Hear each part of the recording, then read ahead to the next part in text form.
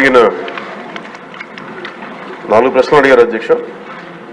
దానిలో ఏ 14 మరియు 15 ఆర్థిక సంఘం నిధుల కింద 2019, 2020 నుండి 2023-24 వరకు కేంద్ర ప్రభుత్వం నుండి విడుదలైన మరియు గ్రామ పంచాయతీలకు విడుదల చేసిన మొత్తాల వివరాలను సంవత్సర వారీగా తెలియజేస్తారని. అధ్యక్ష, సంవత్సరాల వారీగా గ్రామ పంచాయతీలకు 14 మరియు 15 ఆర్థిక సంఘం ద్వారా 2019, 20 నుండి 23-24 వరకు విడుదలైన గ్రాంట్ వివరాలను ఈ విధంగా తెలియజేస్తున్నాం అధ్యక్ష. 14 ఆర్థిక సంఘం 2019-20 ఆర్థిక సంవత్సరంలో కేంద్ర ప్రభుత్వం ద్వారా విడుదలైన మొత్తం 2,336,56 అధ్యక్ష. ఆంధ్రప్రదేశ్ ప్రభుత్వం ద్వారా గ్రామ పంచాయతీలకు విడుదలైన మొత్తం 2,336,56 అధ్యక్ష. మొత్తం 14 ఆర్థిక సంఘం 5వ సంవత్సరానికి 2019-20కి 2,336,56 అధ్యక్ష. అదే ఆంధ్రప్రదేశ్ ప్రభుత్వం ద్వారా కూడా గ్రామ పంచాయతీలు విడుదలైన మొత్తం 2,336,56 అధ్యక్ష. 15వ ఆర్థిక సంఘంకి సంబంధించి 2020-21 ఆర్థిక సంవత్సరానికి కేంద్ర ప్రభుత్వం ద్వారా విడుదలైన మొత్తం 1,837,50,00,000 అధ్యక్ష. ఆంధ్రప్రదేశ్ ప్రభుత్వం ద్వారా గ్రామ పంచాయతీలు విడుదలైన మొత్తం 1,837,50,00,000 అధ్యక్ష. 2021-22కి 1,338,52,00,000 అధ్యక్ష.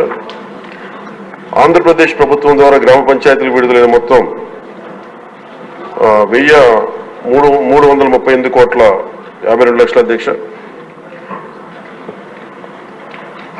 22-23 ఆర్థిక సంవత్సరానికి 1,378,65,00,000 అధ్యక్ష కేంద్ర ప్రభుత్వం నుంచి వచ్చింది.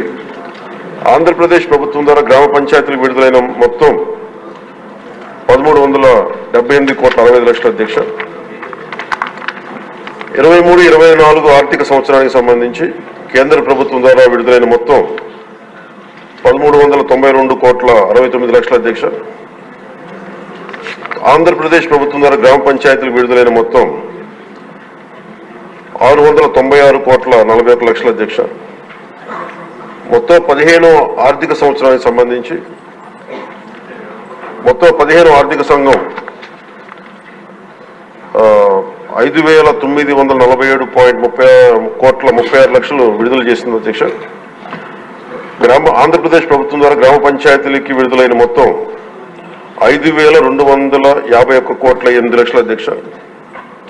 ఈ 14 మరియు 15 ఆర్థిక సంఘం వెరసి మొత్తం 8,283,92,00,000 విడుదల చేశారు అధ్యక్ష. ఆంధ్రప్రదేశ్ ప్రభుత్వం మటుకు 7,587,64,00,000 విడుదల చేశారు అధ్యక్ష గ్రామ పంచాయతీలకి. కేంద్ర ప్రభుత్వం ద్వారా విడుదలైన మొత్తంలో ఇంకా 696,28,00,000 ఆంధ్రప్రదేశ్ ప్రభుత్వం ద్వారా గ్రామ పంచాయతీలకి ఇంకా విడుదల కావాల్సింది అధ్యక్ష.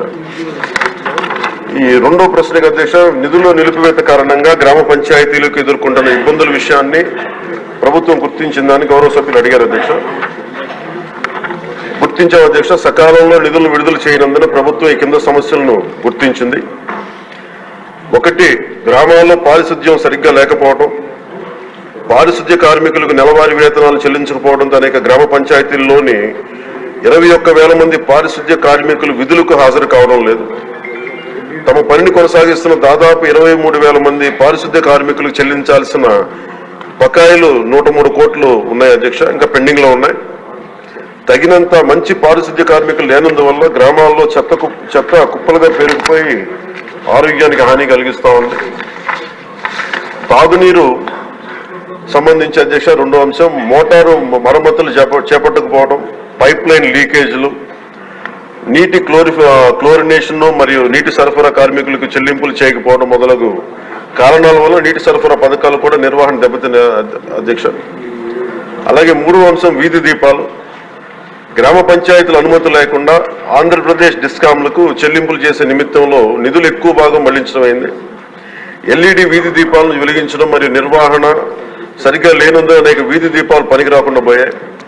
ఇది గ్రామీణ మహిళల రక్షణ మరియు గ్రామస్తుల భద్రత మొదలైన వాటితో సహా గ్రామంలోని అన్ని జీవన అంశాలపై ప్రతికూల ప్రభావాన్ని చూపింది.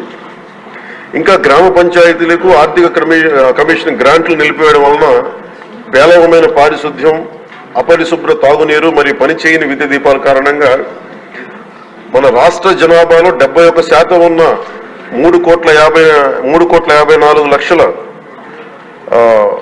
గ్రామీణ ప్రజల జీవితం చాలా దారుణంగా ప్రభావితమైంది. అలాగే ఇది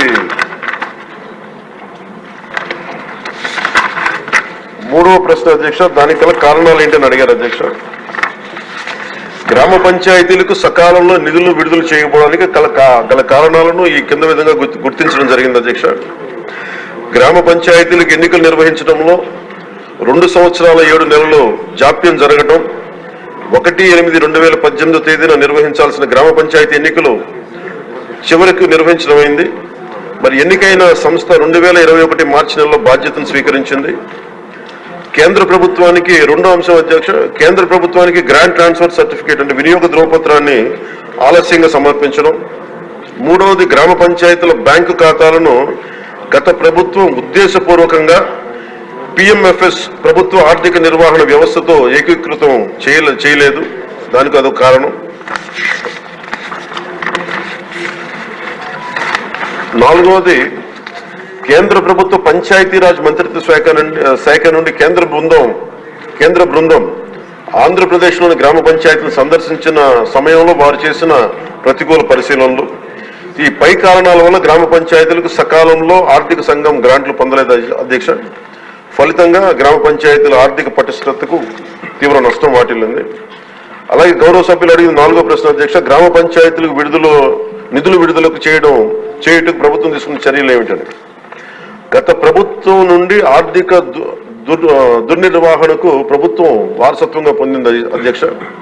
మరి మిస్మేనేజ్మెంట్ కానీ, అలాగే అందువల్ల రాష్ట్రంలోని గ్రామ పంచాయతీల ప్రస్తుత ఆర్థిక స్థితి యొక్క వారసత్వాన్ని ఈ ప్రభుత్వం తీసుకుంది అధ్యక్ష. మరి సకాలంలో నిధులు విడుదల వీలు కల్పించడానికి మరియు గ్రామ పంచాయతీలు పటిష్టపరచడానికి కూడా రోడ్ మ్యాప్ని రూపొందించడం అవుతుంది అధ్యక్ష.